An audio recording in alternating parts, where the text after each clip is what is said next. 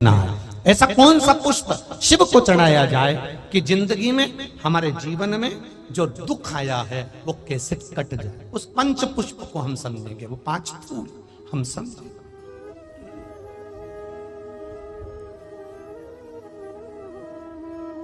और हम प्रयास भी करेंगे कि कथा के बीच में 5 दिन जिन पंच पुष्प के महत्व को समझाया जाए, वो 5 फूल आपको आस्था चैनल के माध्यम से दर्शन भी कराए जाएं कि वो फूल कौन सा है जो शिव के। हम प्रयास करेंगे पूरा हो। अगर वहां कोटेश्वर में और उधर बदनावर साइड में अगर वो पुष्प मिल गए तो हम आपको आस्था चैनल के माध्यम से दर्शन भी करें कि वो कौन से पुष्प हैं पंच,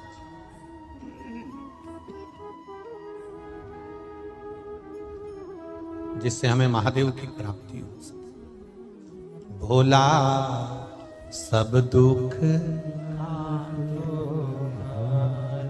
ओ भोला सब दुख उन पंच पुष्प की महत्वता अपन 24 तारीख से 28 तारीख तक की जो कथा है बदनावर कोटेश्वर धाम में 5 दिन की, उसमें अपन श्रवण करेंगे 2 बजे से 5 बजे। माता उमा प्रार्थना कर रही हैं देवादिदेव महादेव से, ये नवनिधि संसार के लोगों को क्यों नहीं दे देते?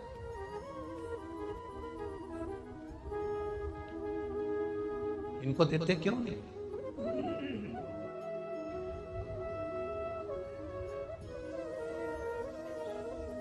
कारण क्या है कि इनको अपने नवनिधि नहीं दी?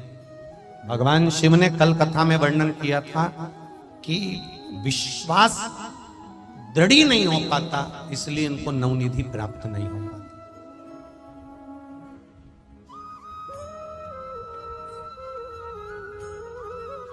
माताजी उमा भगवान महेश से बात करते करते करते करते करते करते भगवान महेश भगवान शिव ओझल हो जाते। उमा माता उनको ढूंढ रही है, माता पार्वती, माँ उमा, माँ सती, माँ कात्यायनी, माँ कुष्मांडा, माँ स्कंदा, माँ उमा के रूप में उनको ढूंढ रही है। पर माँ उनको ढूंढते ढूंढते देवादिदेव महादेव को थक जाती हैं, नहीं मिलती।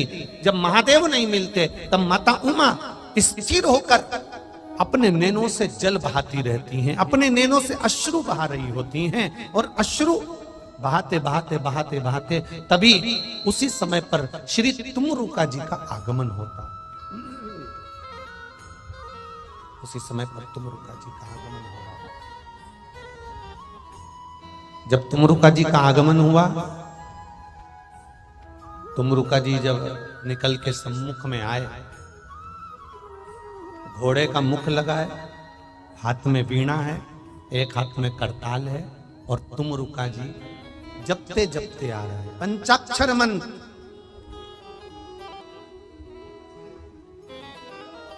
पंचाक्षर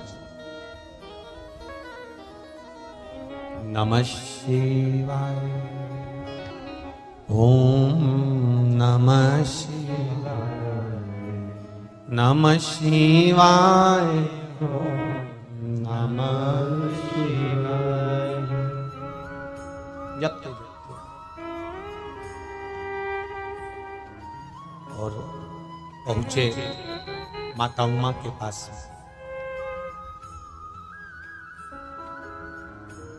तुमरुका जी ने देखा आज मां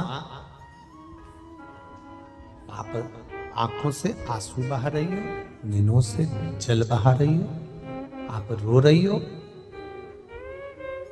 मां आपके रोने का कारण क्या है? क्यों रो रही हो आप? आपके रोने का कारण क्या है? जरा ध्यान से सुनना। ग्रेटर नोएडा के जितने भक्त लोग यहाँ आए हैं कथा सुनने के लिए, चूकना नहीं चाहिए कथा। तुम्हारी पड़ोसन कितनी भी बात करे, आप बहुत दूर से आए हो। ऑटो वाला भी सिटी में कम पैसे ले लेगा, पर इतनी दूर आने के कम से कम 500-600 रुपए लगते होंगे। ये मेरे हिसाब से बता रहा हूं। इतनी दूर से आए हो आप, समय बर्बाद मत करना, किसी के इधर उधर अपने कानों को मत जाने देना, बहुत ध्यान लगाकर सुनना। 7 दिन की शिव पुराण हाथ से नहीं निकलना चाहिए। नवनिधि शिव पुराण की कथा है, तो जितने लोग आस्था पर सुन रहे हैं, जितने फेसबुक पर सुन रहे हैं, यूट्यूब पर सुन रहे हैं, जितने यहाँ सुन रहे हैं, उनकी भी झोली में नवनिधि आना चाहिए। तो नवनिधि शिव पुराण चूके नहीं। ज्यादा धूप में बैठे हो, इधर गर्मी में बैठे हो, जगह नहीं मिल रही हो, तो गाड़ियों में जाकर बैठ जाओ। जहां जगह मिले उस जगह पर जाकर बैठो, छांव में बैठकर कथा कर तत्व सुनो, पर भटके ना।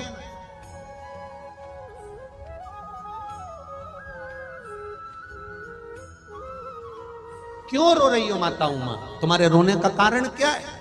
किस लिए रो रही हो? बहुत सुंदर बात यहां माता उमा का चरित्र कह रहा है। तुमको रोना भी आए ना, तुम्हारे जीवन में दुख भी आए, तुम्हारे जीवन में तकलीफ भी आए, तुम्हारे जीवन में कष्ट आए, परिवार वालों के सामने, रिश्तेदारों के सामने, कुटुंबियों के सामने, अपनों के सामने जाकर कभी मत रोना। अगर जीवन में दुख आया तो या तो किसी सदगुरु या फिर महादेव के चरणों में जाकर वो संभाल लेगा। परिवार वालों के सामने जाकर रोगे ना तो लोग कहेंगे पहले तो खूब फूली फिरती थी, अब जगत में रोती फिरती है। दुनिया वालों के सामने जाकर रोगे ना तो लोग कहेंगे पहले तो खूब खूब ऐश्वर्य राम की जिंदगी जी ली, अब रोता फिर रहा ना।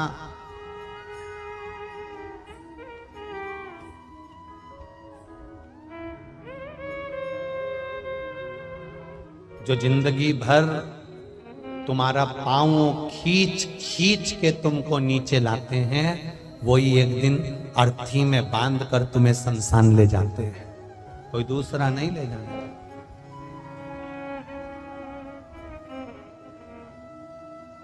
जो जिंदगी भर तुम्हारा पांव खींचकर नीचे लाने का प्रयास करते हैं, जिंदगी भर तुम्हें ताना देते रहते हैं, जिंदगी भर तुम्हें कोसते रहते हैं, जिंदगी भर तुम्हारे ऊपर उंगली उठाते रहते हैं, जिंदगी भर तुम्हारे अपशब्द पे ताने पर ताने देते रहते हैं, जिंदगी भर तुमको आड़ा टेढ़ा कहते रहते हैं, जिंदगी भर तुम्हारी निंदा करते रहते हैं, जिंदगी भर तुम्हारी बुराई करते रहते हैं, और तुम्हारे मरने पर सबसे पहले आकर खड़े होंगे और तुमको बांध कर आंख में आंसू भरते हुए शमशान तक लेकर यही जाएंगे। क्योंकि इनकी जिंदगी निकल गई निंदा करते करते, चुगली करते करते, बुराई करते करते। अब मौका मिला है इस कलेजे को ठंडा करने का, इसलिए शमशान तक भी लेकर यही जाता। तो किसके आगे रोए हम? किसके आगे रोएंगे? एक बेटी कहती है मेरे को दुख आता है तो मैं अपने मायके में जाकर रोती हूं। तुम्हारे पिताजी ने, तुम्हारी माताजी ने तुम्हारा कन्यादान कर दिया, कन्यादान कर दिया। अब माता पिता के पास जाकर रोने से मतलब नहीं है। जब कन्यादान करा तो हमारे यहाँ पति को परमेश्वर कहते हैं। जिस समय पर फेरे डल रहे थे उस समय पर एक खंभ मंडप में लगा हुआ था जिसको मानक खंभ कहते हैं। वो खंभ कोई दूसरा नहीं होता, वो महादेव का प्रतीक होता है। उसके सामने फेरे डले हैं तो उसके सामने जाकर कहो,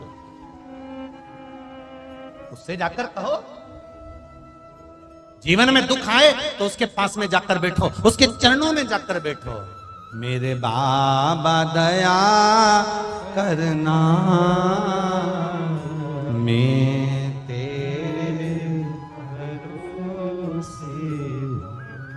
मेरे शंभु दया करना,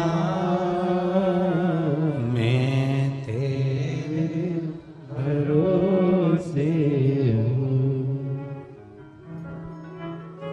ना घर के भरोसे हूँ, ना परिवार के भरोसे हूँ, ना घर के भरोसे, ना परिवार के भरोसे। मेरे बाबा दया करना, मैं तेरे भरोसे। मेरे शंभु